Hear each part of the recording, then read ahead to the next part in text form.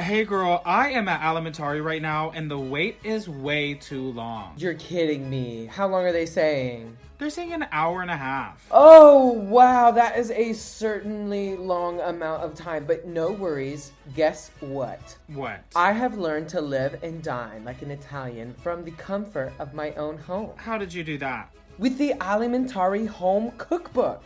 I'm able to recreate my Alimentari favorites from cover to cover. The book is filled with recipes from risotto al marinara to lombata d'agnello, not to mention the crowd favorite, crostata al limon. Oh, I love that one. Exactly. You can pick up this cookbook if you want from any of the Alimentari locations on Anfu-Lu, on Wuding-Lu, on Donghulu, on Kangding-Lu, or from Bar Centrale on Yangping-Lu. Lovely. Do they tell you how to make a pizza? Oh, girl, do they tell you how to make a pizza? They tell you how to make a ravioli, spinaci e ricotta. They tell you how to make pizza. They tell you exactly how to cut the little cheeses to look beautiful on the board. Lovely. I'll grab a bottle of Aperol and I'm on my way. See you tonight.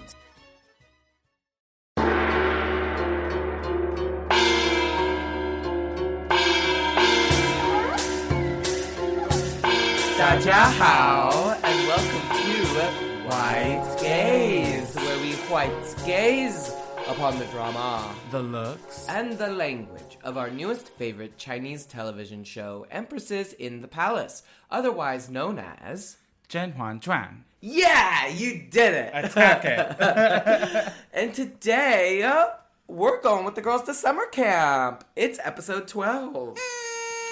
In the last episode, we saw Xiao Yunzi get up into drag to spook the girls. And spooked they were. I also got up into drag to spook the girls. So please become a subscriber. You can check out our content as soon as I ended it. We saw Li Ping go to the cold palace because she's cuckoo crazy, seeing ghosts. And Hua Fei was mad as hell because she was just getting neglected and she couldn't see the emperor. She threw some fucking shit at Cao Gui Ren's face.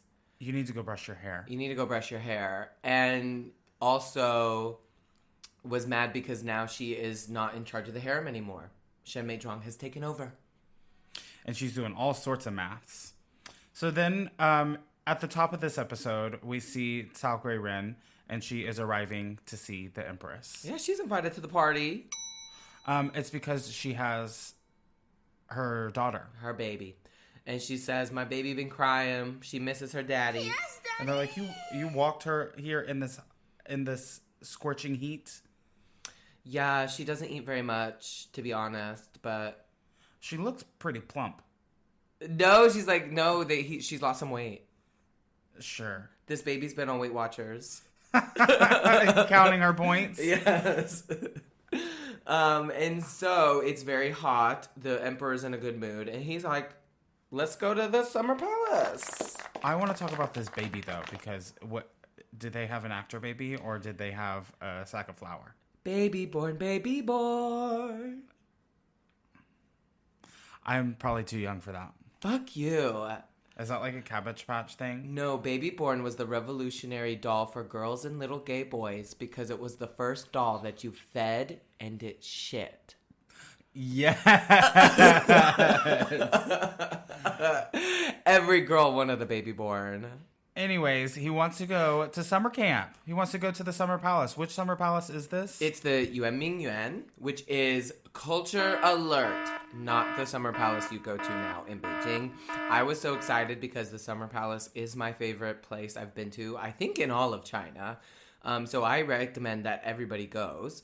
But this was the one that was destroyed in the Opium Wars in the 1860s by the British, the French, the Americans, all the white people who came to this country to take all of their opiums and take all their jewels and put them up at the Met and other museums across the world.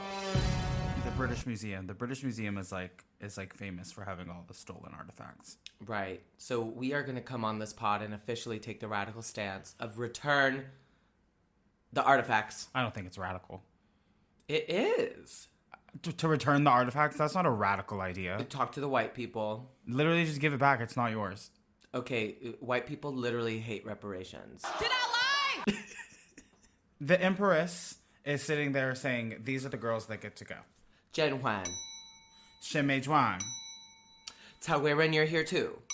Yes, you can go. We got to bring... It's all the girls that have babies. Right, so Chi Fei's gonna Chi come. Fei's gonna go. Duan Fei, who we haven't seen yet, I don't think. I don't really know who she is. She's coming. But she's got a baby, so she's going. Right. And I think they also said that Xin Changzai is coming. Of course. And then they were like, well, what about Hua Fei? Can she come? The Empress is like, no, she needs to stay and she needs to take care of the palace. And then Cao Gui Ren takes out that phoenix pin from the previous episode and starts dangling it in front of her face. And then the Emperor's like, oh, I know that pin. I gave that as a gift to Hua Fei. Yep, she's coming. She's coming. And those are the girls that all get to go to Camp Rock this summer. And the other girls, like An Ling Rong, don't get to go. Next scene, I thought this was so extra. We see a large procession of guards, soldiers, maids, eunuchs, all going to what is it? Yuan Ming Yuan. Yuan. Yuan Ming Yuan. Yuan Ming Yuan. They're all going there. And I thought the white leather guards, I thought that was fierce. Red leather, yellow leather, red Red leather, yellow leather, red leather, yellow leather. All the girls are out in their colors, and they look like the soldiers because they don't want anybody to attack them on the road. All these umbrellas, it's not even raining. Lots of pieces of fabric to let the girls know who is rolling up and rolling through. Some of the girls are on horses, and some of the girls are in the little sedans, but we do see Jaden Vermillion walking. And girls, ladies, we won. The 17th Prince is back. We see him riding a white horse like he is Gandalf the White, and unfortunately, he is not wearing a hat. Yeah, we need the boys in hats because this 17 head, Did they even put on sunscreen? His skin actually looks very beautiful, so I bet he did. Okay.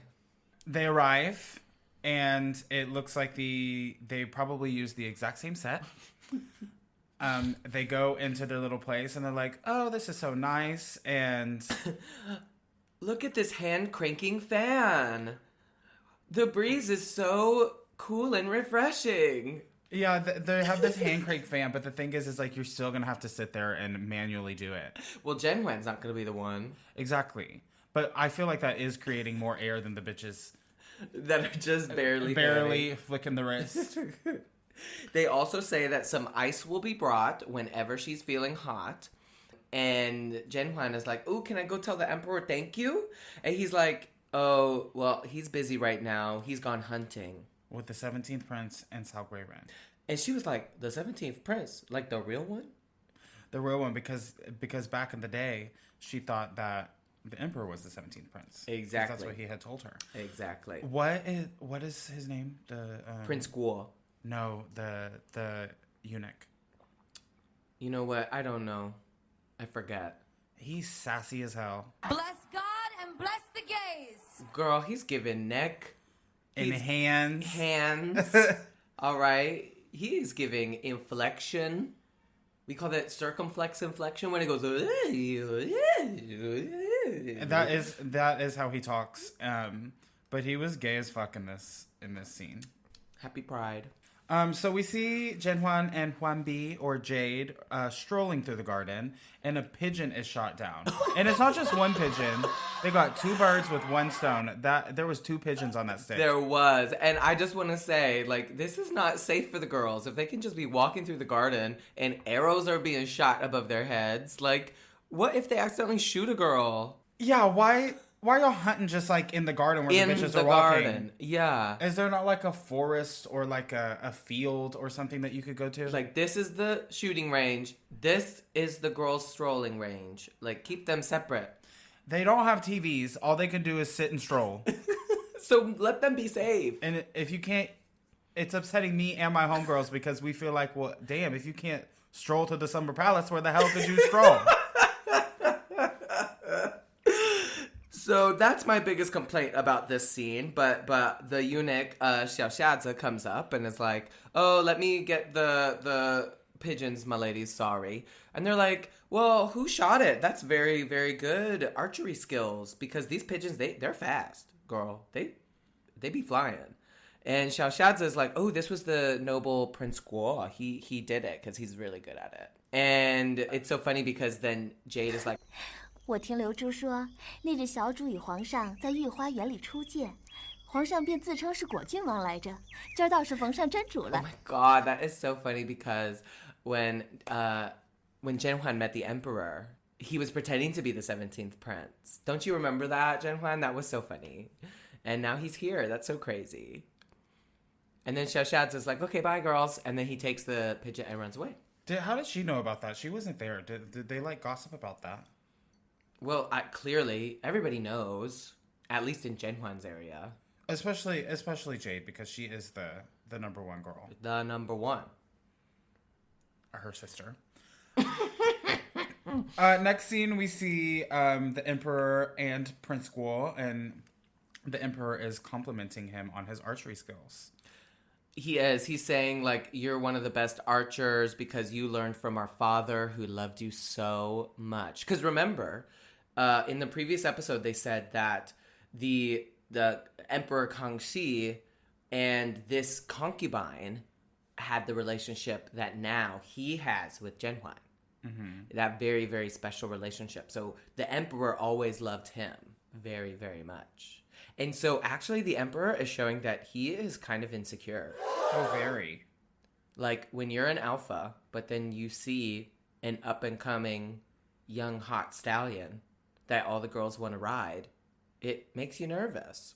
Do you think he's nervous that he's gonna, like, be dethroned? Oh, I don't know about that. But just, like, think about it. Like, he's, like, a 40-year-old man. Prince Guo looks like he's in his, like, mid to late 20s. Like, young, fit, good at archery. Oh, culture. Daddy loves him. Daddy loves him. And culture alert, in Chinese, the word for shooting an arrow is also a word you can use to say, I'm coming. Shi. Sure. 射箭 is like to shoot an arrow. And to shoot a load? But if you're getting fucked or you're fucking, you can say, oh, 我要射了. Like, I want to come? Yeah, I'm coming. Love that. Write that one down for me. Child. Anyway, so. And we'll see this, like, insecurity coming up. In the coming scene. The 17th prince is aware of this, and so he really tries to maneuver the situation really well. He's like, well, yeah, his love for me actually made me a useless person because I, don't do anything. I'm just sort of like a party boy, and you're the one with all the responsibilities, and you're so much better than me. And he does like the little bow, and he puts out his hands, and the emperor's like, good answer. I need to go now. And then leaves. What is that fucking like? What is this?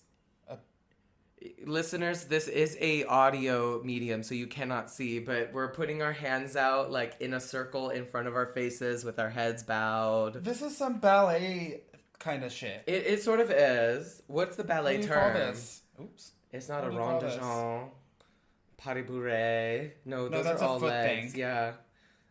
This must be like open and closed. That's all I know. Open, closed. Open, closed. Open, yes. No, this is famously closed. Closed. Yeah, his hands are closed. Okay, and the next scene we see Zhen Huan and the Emperor, and they are with Cao Gui Ren in the study. Mm-hmm. And the Emperor mentions that the 17th Prince was also able to get some of this super fierce tea from the north, and it only grows in the snow, so it is very delicious. And so he's like, here, Zhen Huan, have some.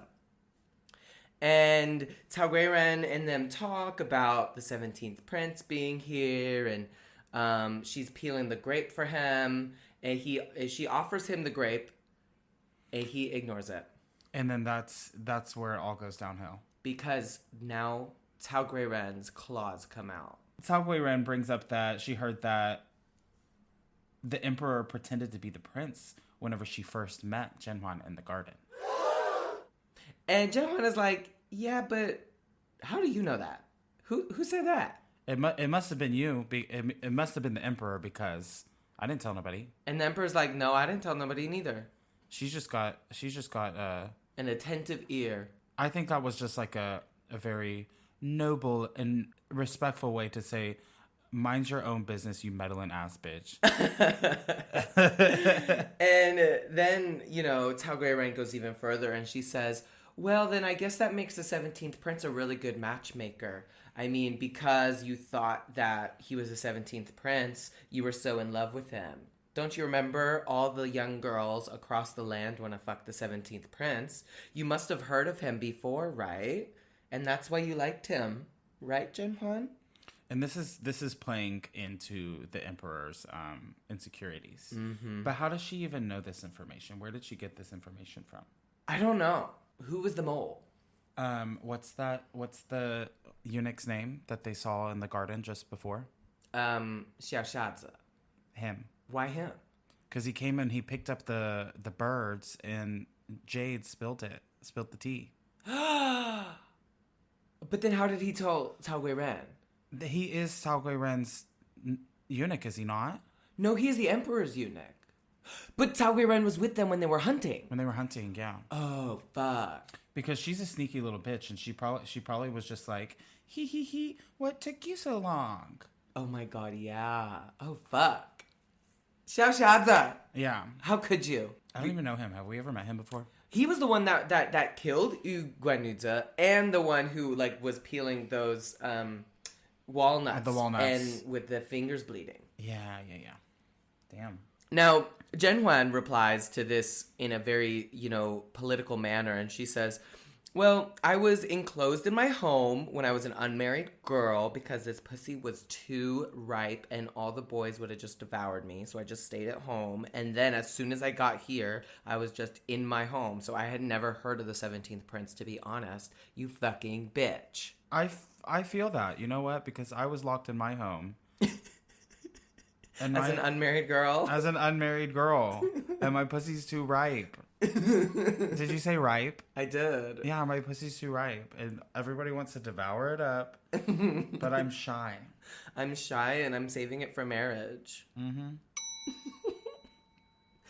Now, the mood in the room has definitely cooled. And Cao Gui Ren's work is done. So she says, like, all right, I'm going to go home. I'm going to go check in on my daughter. Bye. I need to go check in on my daughter because remember, I got a child. So she goes, and there's an awkward silence. And the emperor breaks the silence by saying, there's a zither in the room. Play me a song. 可是曹贵人曹琴墨人如其名，在琴艺上甚是生疏。 He emphasizes that Zhen needs to play because he's like, yeah, Cao Gui Ren cannot play to save her life. Not only that, but her name is also sort of like a pun because her given name is Cao Qinmo. She was cursed from birth to never play.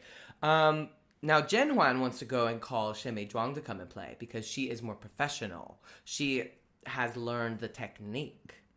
But the technique means nothing. He wants the feeling. Mm-hmm. He wants the emotions that Zhen Huan serves whenever she's playing the zither. Mm-hmm. She wants spoken word.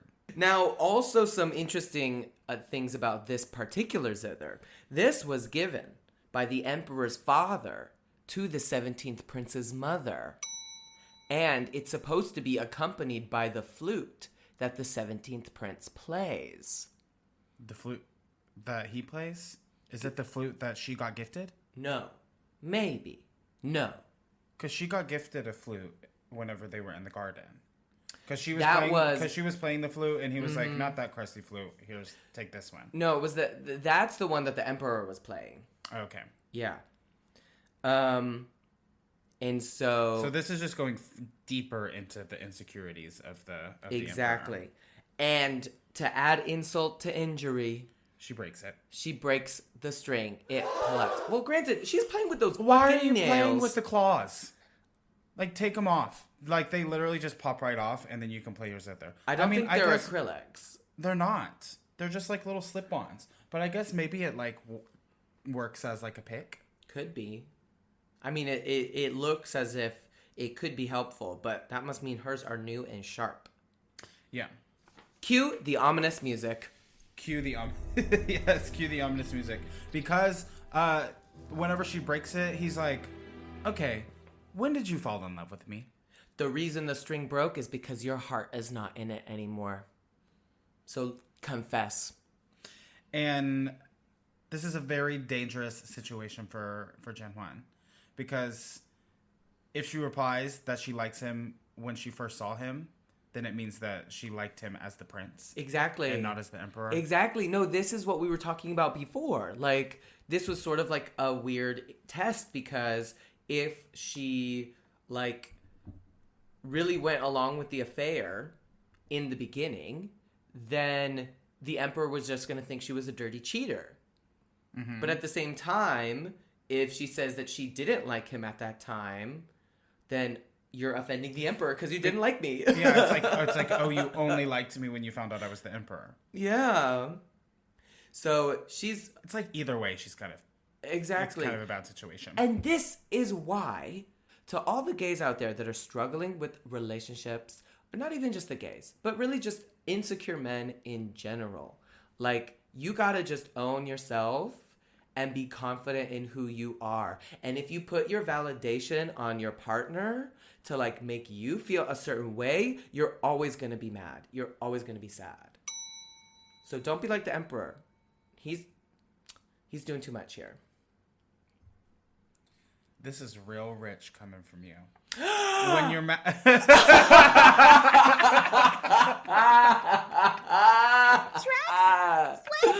Wow. All right, so Zhen Huan replies to the emperor, and she says, when your majesty used Prince Guo's name to talk about the flute and admire the flowers, I admired your talent, but I thought you were a prince. I was careful not to overstep boundaries. After your majesty revealed your identity, you showed great favor to me above normal concubines. I do not treat you only as my king, but as my husband too. Mm-hmm. And he starts to, like, be like, okay. And she says, no, but let me finish. 请皇上容臣妾说完。 So she follows this up with, if we were to pursue exactly when I fell in love with you, it has to be when you punished you in the garden. I was feeling helpless when she was making trouble for me, even though it is just a simple thing for you, but to me, you are the gentleman who saved me. Mm-hmm. And this seems to have worked on the emperor. She said the right answer, and he's like, okay, I was just joking. Please don't be mad at me for bringing this up. Like, I was just a joke. Uh-huh. And he was like, you know what? I know your heart, Huan. It's okay. We're bringing out Huan, and we're bringing out what does she call him? Silang. We're getting our nicknames out, and so we're like, oh, that was so silly. We're back. We're just so silly like that. We have little fights. We love each other. We do. But as soon as Jen gets back to her chambers, she's with Jinxi, and she's got her detective face on. Because she's like, who the fuck told that bitch Cao Gui Ren? And their only suspect is Liu Ju. Vermilion. And they're like, I don't think that she would have conspired with anybody else. But she is a straightforward girl, and she's talkative. So it's possible that she could have, mentioned it to some of the other servants who have now gotten it to, Cao Gui Ren, and clearly now to the emperor. So I have two theories here. It could be a homeboy from the garden with the pigeons. Yeah. Or it could, either way, it goes back to Jade. It could have gotten out of her because Cao Gui Ren has, like, her burning the money over her head. Right, exactly. Cao Gui Ren does have sort of, like, a needle into Huan Bi. And so maybe she got it out of her. She got it out of her Like you gotta start talking, bitch, or I'm gonna go to Zhen and tell her that you were out here. I hope breaking that's rules. not true. I hope that's not true. I hope it is. The girls are messy. Well, you know, I'm looking out the window and the weather looks nice. Do you want to go for a stroll in the garden real quick? I hope I don't get shot. Let's take a break.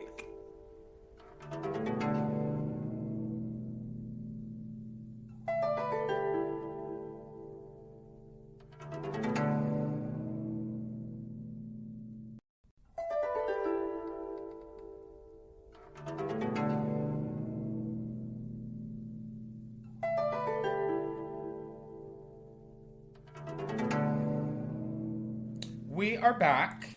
Ooh, I just love strolling in the garden. Jincho is there with the Empress, and the Empress is telling her that the food stipends need to be lowered from now on. Mm-hmm. And so the Empress's own supplies will be reduced, and so will Hua Fei and Qi Fei. Mm-hmm. And so they will be reduced, but still have the maximum for the girls, and then everybody below them, according to rank, will get less and less. Yeah.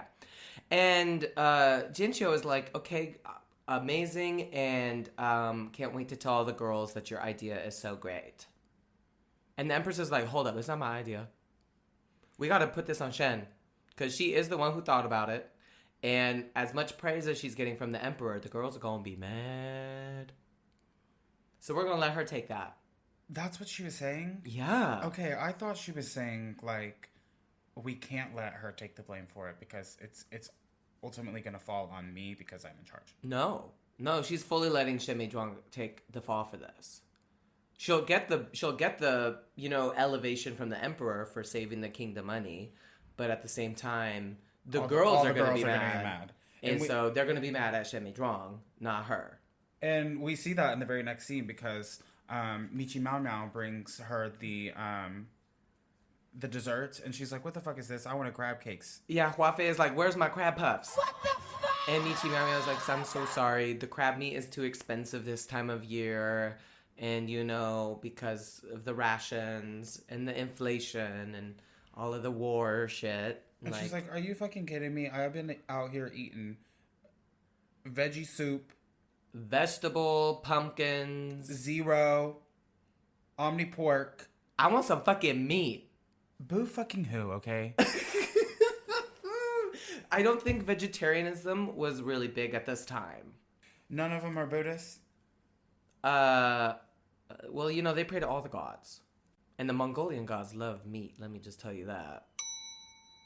And you can tell that the anger inside of her is building and building. And I'll give it to Michi Miao Miao. She knows. She waited and held on to that information until the right time. Exactly, because she knows when Hua Fei gets like this, she needs to hold out a target in front of Hua Fei to direct her anger. And she was like, oh, well, Shen Meizhuang is in charge now. She's the one that made this new budget. And I don't understand who she thinks she is. Shen Meizhuang is going to fuck around and get pushed into a river again. Well, I love this phrase from Hua Fei. She says, she has not formally managed the harem, but she has learned how to use a chicken feather as an arrow. 还没协理六宫呢，就学会拿着鸡毛当令箭了。 What does she mean by that? So she's been able to take something that's like kind of basic, but use it as a weapon. I don't think that she's weaponizing the kingdom by allocating the funds properly. According to Hua Fei, she is. You know what? Hua Fei hates communism, and it's very apparent. Okay. I do have a really random question, and maybe our Zhen Shuijia can help us out with this. But this is the Emperor of China.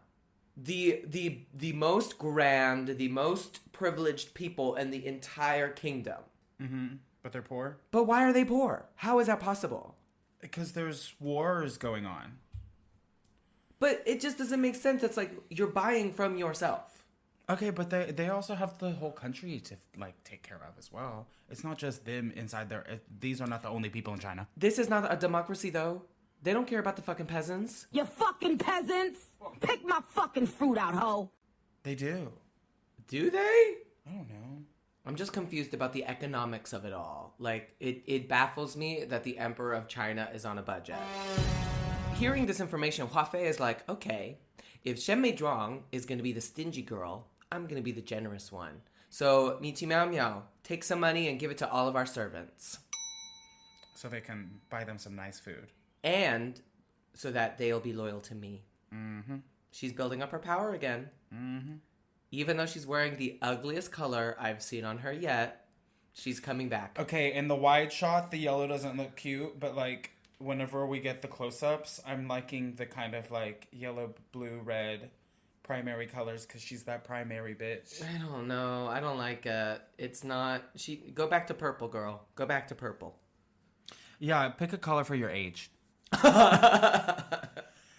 the next scene, we see Zhen Huan is going to visit Shen Meizhuang, and they are having some sour plum juice. They're trying to clean out. Will that do that? Yes. Prune juice, plum juice, that'll get you right clean. But she's already had 5 bowls already. She has been down in this shit. Yeah, and so the maid comes up and is like, girl, you in danger. You in danger, girl. I wouldn't if I was you. And she's like, oh yeah, you're probably right. He he he.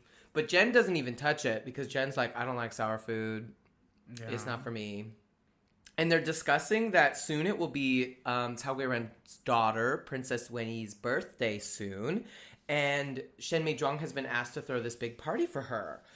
This big banquet. And Zhen Huan points out, like, yeah, this daughter's getting a lot of attention. The emperor's been visiting her a lot more and more recently because of this. And because she was able to really avoid the implication from Yu Daiying's poisoning and Hua Fei and Li Pin, she's having a great old time. So Shen Meizhuang is like, yeah, I heard about the drama that y'all had in the study the other day. And she just said one little thing, and it caused all this drama between you and the emperor. She's like, we can't just, like, sit back and let that happen. Mm-hmm. We have to be alert about this. We have to be aware. And they're saying that also part of her privilege comes from having a child. Yeah. Because none of them have children, so their position is always going to be unstable. But even as long as you have a child, even if the emperor doesn't like you anymore, he still kind of likes you. Like with Qi Fei. Qi Fei has the 3rd prince, and so even though the emperor does not like Qi Fei anymore, like, she's good. She's set for the rest of her life. Because she did what what needed to be done. She did what needed to be done. And she popped out a baby. And she brings up Hua Fei as, like, an example. She's like, Hua Fei was the #1 girl, but overnight, I took her job. Mm-hmm. They point out the fact that they've been serving for a year now. It's been officially a year, but none of them are pregnant. Shen is too busy learning the management of the harem. She can't concentrate on getting pregnant and gaining favors. Like, she's a businesswoman. At least she has something to do besides sit and walk. And so Shen is saying, like, well, maybe this is my fate. Maybe I'm just going to be childless and just be the emperor's accountant from here on out. And Zhen Huan is like, girl, no. She's optimistic. She's like, we're going to have so many babies. We're going to have grandchildren running around. They're going to take care of us when we're old. We're going to have a fine old time. And then Shen Meizhuang is like, okay, well, girl, I have to tell you a secret. I've been getting cum pills from this doctor. Oh, wow. She pulls the little prescription out of the little cabinet. Yes. And she's like, look at this. Once a day, I squeeze it up in my coochie, and I'm gonna have a boy. It's guaranteed a boy. It's guaranteed. From the imperial gynecologist. And Zhen Huan is not convinced. She's like, what do you mean? Where'd you meet this doctor? Who is he? And it turns out that this doctor is also the brother of Cao Gui Ren's gynecologist. So Zhen Huan immediately is like, girl, red flag. No. Don't do it. And Shen is like, no, I did some research. They hate each other, so it's great. The brothers? The brothers hate each other, so we're fine. And Zhen Huan is like, even still, I don't know, girl. I would look into that a little bit more. Yeah, he does not seem reliable. Mm-hmm. Zhen Huan is like, well, we should ask Dr. Wen to check it out. Yeah, we'll get Dr. Wen in here. But he's not there.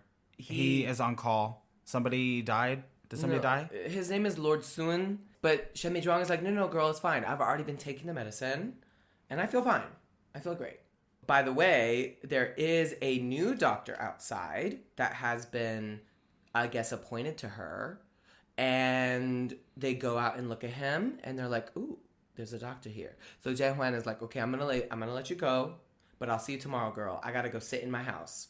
The new doctor comes in, Liu Ben, and he has a mustache. Yes. Thank you for pointing that out. I am not interested.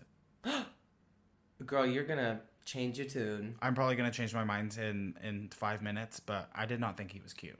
In about 20 minutes, when we're in the final section, you're gonna have him as your top girl of the week. But they're talking, they're chatting. Now, I do gotta say, there's some ominous music here. There's some kind of drama music here. I don't know what drama music. Yeah, where the fuck did this guy come from? I think he was appointed to her, like, because of her new duties as, like, leader of the pack. Yeah, okay.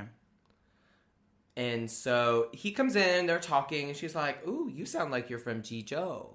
And he's like, I am. I just got there from a few days ago. I just hopped off the plane. Fresh off the boat.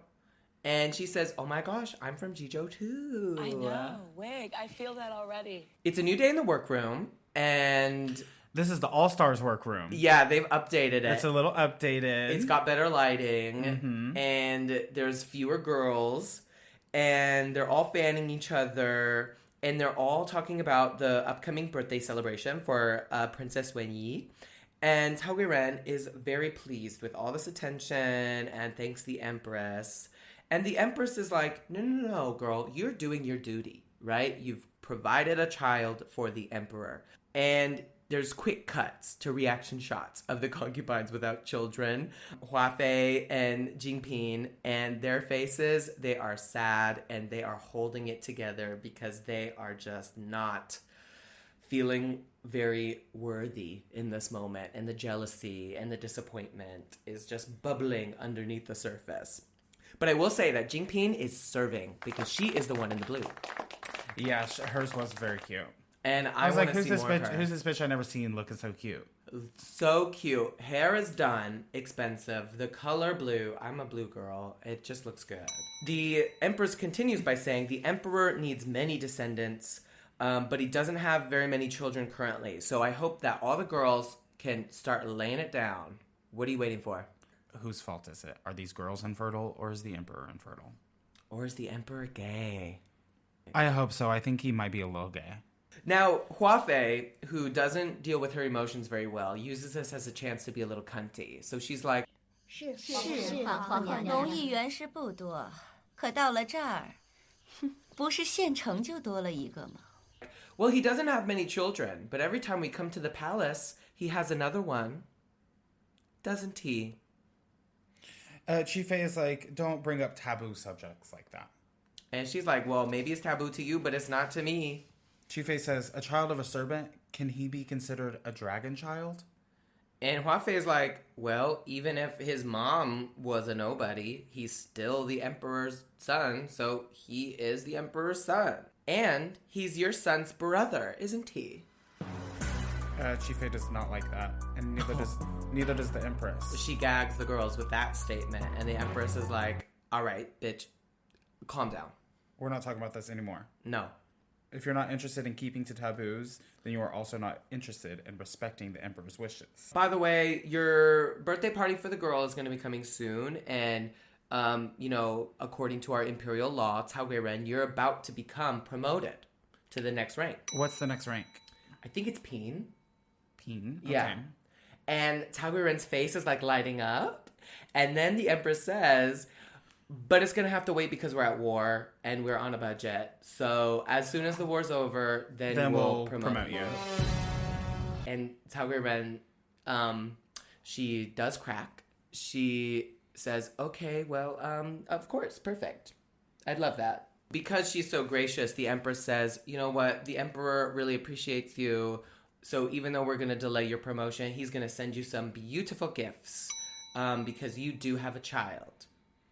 They keep ramming that one in there, and it cuts to Hua Fei, and she is mad. She's struggling. It's hard for her. Well, I'm sure they didn't have fucking what's her name? Gwyneth Paltrow around to shove jade eggs up their pussies to get them pregnant. Right. Not yet, at least. It could come. Where do you think Gwyneth Paltrow got it? In the next scene, the girls are leaving the workroom, and the fourth prince, the first time we see him, he's a little boy, he jumps out the bushes, and he's like trying to go talk to the empress. And Jianqiu is like, oh boy, no, you can't. Sorry. He's like, but Momo doesn't take care of me. She doesn't look after me. She ignores me. She's like, let me go see the empress. And they're like, no. And he's like, well, let me go see the emperor. My daddy. He's like, no. He doesn't like you. Wait for him to call you. We'll call you. And so Jinqiu goes back to the empress and like mentions this. And she's like, what are you talking about? You think I'm going to adopt him? Nobody likes him. Right. She was like, there's not enough advantage to adopting him. So unfortunately, he's just going to have to stay put. I don't get this because she's like, he's the least favored. By you. No, by the emperor too. I don't think the emperor likes him. Yeah, so just change your mind. And just adopt him and be nice to the fucking kid. Well... It's not his fault. No. But you know whose fault it is? Yeah. That's where we leave him in the garden. But Zhen and Shen Meizhuang are touring the lake. And they are talking about the weather. And they're talking about their skincare routines. Because Zhen keeps breaking out. But apparently this new doctor for Shen Meizhuang has given her some new tinctures, some new face scrubs. And that's why her face is so clean, clear, and under control. You think it's also cum? Could be a good moisturizer. And the new doctor, Liu Bin, has cleared the pregnancy prescription, so things seem to be going pretty well. And while they're walking, they run into Qi Fei, Cao Gui Ren, and Xin Changzai. And I do want to say that the girls, all of them are really, really serving in this scene with their looks. They're all in different colors. Qi Fei is wearing a darker green for her age. Xin Changzai is wearing like a really like deep rose color. Is this the one that I said that I liked Shen Meizhuang's? Yes, you were saying Shen Meizhuang because she's got the phoenix in the hair. It's asymmetrical. Asymmetrical, like kind of to the side. Yeah. It's a little more creative than the other girls. And Zhen Huan is like in a blue with like lots of like these like flowers in her hair. Mm-hmm. All the girls are good. And Cao Gui Ren is here to apologize. She's like, Zhen, I'm sorry that I did something intentionally on purpose to hurt you. So come over to my house and I can apologize to you for it. Zhen says, oh, Jie, don't take it so hard. We were only having a little banter with the emperor, so it's no big deal. And Xin Changzai is like, well, for you it's not, because we know that you're quick-witted and the emperor likes banter with you. But had it been any other girl, looking at Shen Meizhuang, it would have been really hard. And then Qi Fei is upset, and she says, how can we be compared to Wang Gui Ren? Even if we want to banter with the emperor, we have to see him first. I say it, what I think. Because remember, the last time he visited her, it had been over a year. She pissed him off and went to Zhen Huan. Immediately, yeah. And so, because they're in front of all these girls, and I think the rules of face are at play here, they have to agree. They can't say, no, we're not going to go to your house, Cao Gui Ren. So they're like, great. Sounds like a plan. And she's like, Shen Meizhuang, can you play music at the party? Oh, right.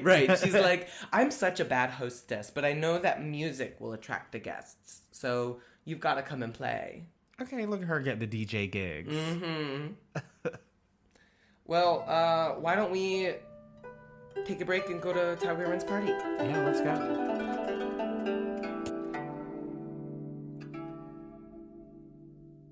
Oh my god, girl. Where did you get that confident and sexy glow? I've never seen you like this before. I just left my class at Zero Gravity Pole Dance. Zero Gravity Pole Dance? Girl, that's just you on a Saturday night. Now, I know you've seen me at the club, and I'm just showing off what I have learned at Zero Gravity. They offer an inclusive environment, and they also offer a variety of classes for different levels. I started off at the virgin level, and I've worked my way up.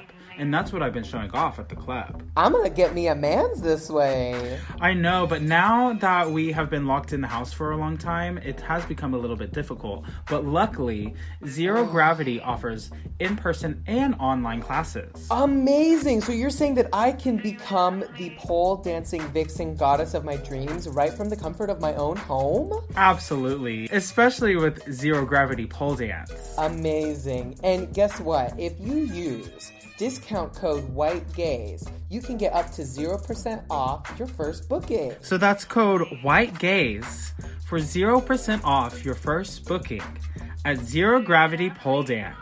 I'll see you on the pole.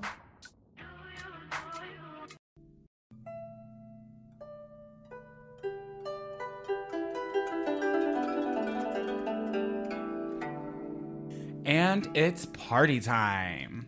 So we see the girls at the party. They are not dancing like Trenton is right now. Nope. They're just sat around a table, drinking more plum juice. As they do. Sit. Mm-hmm. And I thought it's so weird. They do the weirdest compliments for each other. They're like, oh my God, Cao Gui Ren, you're so smart to serve us this plum juice right after really greasy food. You know how food digests. It's like... Yeah, that's kind of a funny compliment. Yeah. But Zhen suddenly is gagging.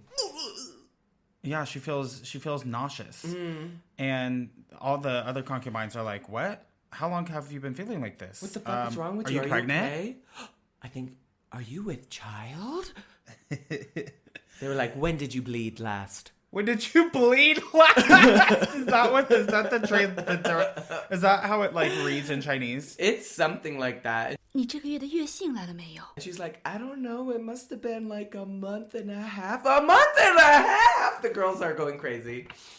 And they're immediately, get me my doctor, bring in the doctor, let him rub my wrist and tell me that I'm pregnant. Yes, so the doctor comes in, touches the wrist. We cut to outside. The Empress and the Emperor are rushing together. And they collide outside. And they're like, oh, have you heard the news? And they're like, yeah, I have heard the news.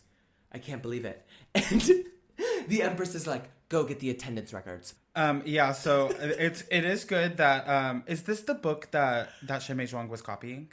No. She is in charge of that book now, though, isn't she? No. Who writes that? The Empress? The eunuchs write the book. Oh, okay. Every time he grabs the paizi, the Yes. Luto Pai, Yes. they write it. But Hua Fei is always checking it. Yeah, Hua Fei is always checking the attendance. Yes. Were you absent? Were you tardy? Were you sick leave? Right? We're writing it on your report. Did you call and tell me that you weren't coming? Mm-hmm. If it's not 24 hours before, you still have to pay. And so they both checked the books. The books are good. It had to have been March 5th. When did you get fucked? March 5th. But what's crazy to me in this scene is like, okay, again, the doctor comes and touches her wrist and says, yes, you're pregnant. But also... They didn't have monostat. They keep showing shots back and forth. Of the doctor and of Cao Gui Ren. And I think the timing is interesting. And when the doctor first came in, there was some shadiness there about where he came from. And, oh, it's such a coincidence that they're both from the same place. And that her pregnancy doctor is the brother of Cao Gui Ren's pregnancy doctor. And now she's pregnant after taking 2 days of daddy's cummies. I'm suspicious. Yeah, very suspicious. I mean, I don't know if they're powerful enough to, like, fake something like this. They are. Bitches are faking sicknesses out here all the time. Zhen Huan does it every week. But, I mean, like, pregnancy, and, like, how did they know that the math would be mathing? How did they know that her period would not come?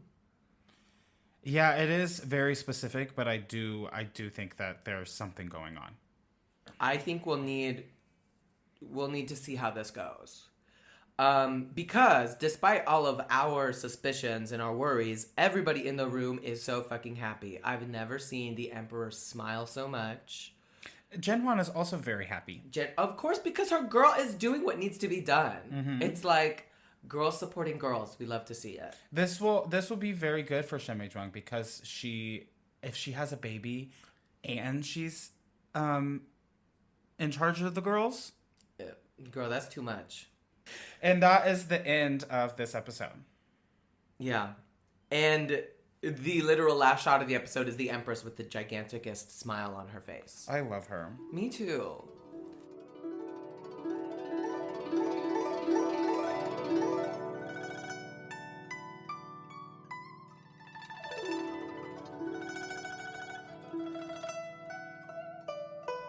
So, I mean, what do you think is going to happen next?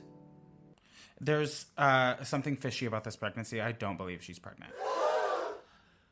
I think she is pregnant, but I'm worried for her. Like, with the medicine and the prescriptions and the... Maybe the doctor already knew that she was pregnant, and so now these, like, new, like, fertility medicines and these acne pills are, like... miscarriage. That would be really, really sad. Like a planned miscarriage. That would be devastating. I really hope that doesn't happen. I do hope that we stay at summer camp, though. I really like the setting. I love the gardens. Yeah, it's very cute. I love the summer palace. But I do hope we check in on Enling Rong. We didn't see her this whole episode. Well, because she didn't get to go. She doesn't have a kid. She's back at the palace. Who else is back at the palace that we know of? The little mousy girl. Oh, our roly-poly girl. Right. Cao Gui Ren. Yeah. She didn't get to come. Okay, so there's like a handful. She's got some friends. She's not lonely. You know who is lonely? Who? Li Ping in the Cold Palace. Yeah, we're never going to see her again, I don't think. I don't think so. Or if we were going to see her again, we would have had a shot of her, like, with a voodoo doll. Yeah. But I think the voodoo doll would be Hua Fei. Maybe, for not protecting her, but I mean, she's got no one to blame but herself, honestly. All right, so now it is time for... 本周心机争宠装 My top look of the week is Shen Meizhuang in the asymmetrical phoenix on one side, flower at the top. I knew you were going to say that. I agree that she's in the top as well. But are the colors appropriate for summer? Purple is a fall color. It's the middle of May. Well, not anymore. It's summer now. It's June. It or must be July. like July. So, I would also say though, my tops are like Zhen Huan. She's really serving in that simple blue, but she's got like the flowers in her hair as well. I love that. It was very pleasing to me. But I also think that the Empress was really going hard this episode too. There's like a distinct like silhouette to her headpieces that I really love. Me as well. Unfortunately, Hua Fei was not giving this episode. Yeah, yellow's not her color. And especially mixed with the red. It maybe if it was a deeper like mustardy yellow, it could have worked, but not with the red. All right, so now it is time for Whispers in the Palace. This section of our podcast where we respond and highlight different listener comments that fill us in on the things that we missed or the things that we got wrong. So, Big Westi, why don't you start? So actually we have a call in today from our dearest Zhen Shuijia. Michelle. Let's hear what Michelle has to say. Wen Tai's actor's ex-girlfriend is the actress of Qi Fei, and his current girlfriend is the actress for Cao Gui Ren. Oh, wow. Oh my god, thank you, Michelle, for sending that in. I'm fascinated. Yeah, that is some true insider tea that we would have never known about. If you would like to submit a voice message, we would love to hear from you. And you can find that on the Anchor app, or you can go to anchor.fm/whitegaze. Perfect. And what else are the girls saying online? All right, so we did get a comment from one of the girls on Douyin, and her name is Wawa Tai. And she has a correction. And she was saying that there's nothing wrong with Yu Daying's singing voice. And she was asking, what more do we want from her? Do you want her to sing a rap? Why is it not enough for all the haters, and specifically you, Big Westi? Yeah, because I was the one saying that I did not like her singing, and yes, there is nothing wrong with her singing. Apologize. It is probably correct for the genre. It's just not a genre for me. Apologize. I don't need to apologize for anything. I don't like her voice. Apologize. There's nothing to apologize about. I say it. What I say it. I don't want to sound crazy. I don't want to sound like a bitch and a cunt. I just Well, you do. Okay. Y'all motherfuckers want to know what else I don't like? Iceberg lettuce. Oh my god, that's what Wawa Thai is. And fuck off. And pickled jalapenos. And that was Whispers in the Palace. Let's take a break. But for real, Wawa Thai, we appreciate your comments. And we love that you love the girls and their songs. If Yu Daiying could have gave us a fierce rap, that would have been, yes, incredible. We would have loved that. Let's take a break. Okay.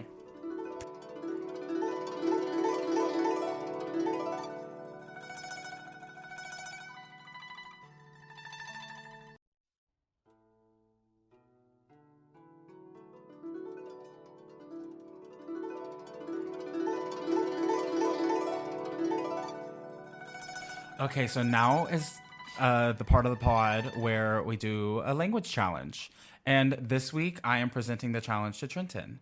And it is June, and so we are going to do a Pride-themed language challenge. Bless God and bless the gays. So, this is based on the original Pride flag made by Gilbert Baker in 1978. This is the one that we're going off of. We are not going off of the current Pride flag that we have that has been adapted recently. We're going off the original 1978 Gilbert Baker Pride flag. 9 colors.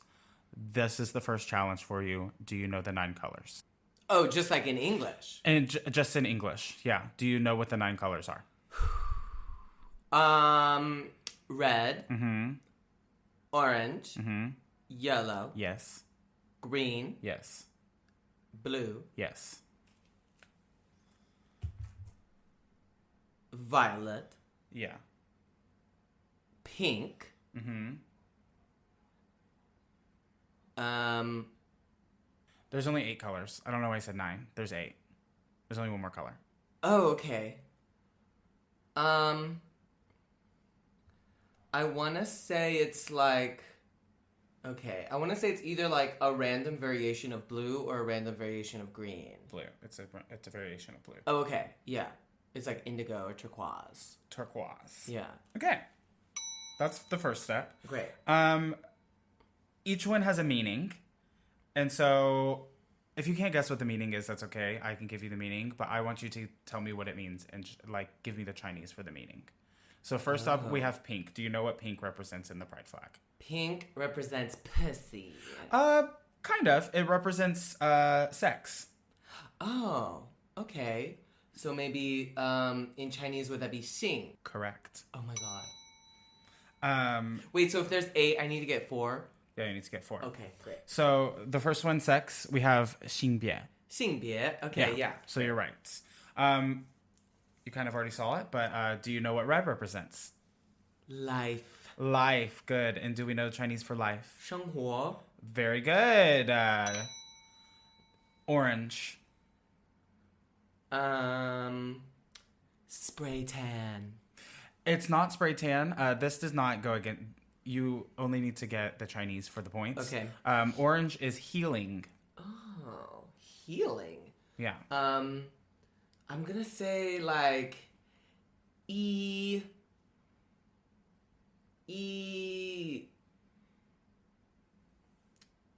加一 like adding hospital. No. Okay. It's actually, Monty said that there could be two. The first one is Kung Fu. Okay, like Jian Kang. Yeah. And then the other one is Zhe Yu. Okay. This one. Don't know. Okay. Okay. Next is Yella. Yellow. This one's quite literal. Like, when you think of yellow, what do you think of? Bananas. No, bitch, sunlight. Oh. Well, if it's the sun, I would think like 太阳 or like 光 太光 阳光. Yeah, Yang Guang. Oh, great. Got it. Green also could be quite literal for green. Grass. Okay, nature. Nature is... Ooh, wait. I think I know this one. Like, 环境. The environment? Like... No. Okay. Do you have any other guesses? No. Zheran. Oh, that's like natural. Okay, nature. 自然. Turquoise. Is this also literal? No. Jewelry. No, magic. Magic. I know that like some of the spooky girls, like witches, are like, they call them like monsters or like gui. Or that's like ghost. Okay. Or there's like a qi guai. Monty told me this one is like Harry Potter magic, not like magic like David Copperfield or whoever. Okay. No idea. Mofa. I said that wrong. But... 魔法. Okay. Okay. Blue. I didn't see it. You didn't look? No. Okay. Do you have any guesses for blue? Is this also literal? No. Water. I said it's not. Family. Serenity or harmony. Is it like Ping An? No. Because that's like peace. No. Okay, so this is one. 宁静? Nope. Yeah. Nope. And then Monty said that It's there like was... Jing An. Monty said that there was another one. 和谐. Nope. Okay. And we're on to the last one, Poipo. I think I've gotten 3. Yeah, but we can still... No, I mean like I have to get this one right, I think. Yeah, because you got sex, you got life, you got sunlight. Yeah, sex, light, and sunlight. Sex, life, and sunlight. That's all you need. That's all you need. But you do need this last one. Okay. The purple one. Do you know what it is? Purple. I'm gonna say, like, purple must represent, like, the abuses that we as queer people go through in our daily lives and the bruises that we must endure, but we wear them with pride because we are strong. It's spirit. Okay. So spirit. Fuck me. Oh, I hit the mic. Spirit. Is there something tea? No tea. There's no tea in it. Okay. Spirit. When you die, you become a gui. So I'm gonna go for gui. No. It's Jingshan. And there's no way I would have known that. All right, so unfortunately, you did not pass the challenge. And so your punishment, if you want to see Trenton complete a special challenge, please subscribe at anchor.fm/whitegaze/subscribe. What a great episode this has been. Yeah, it's so good.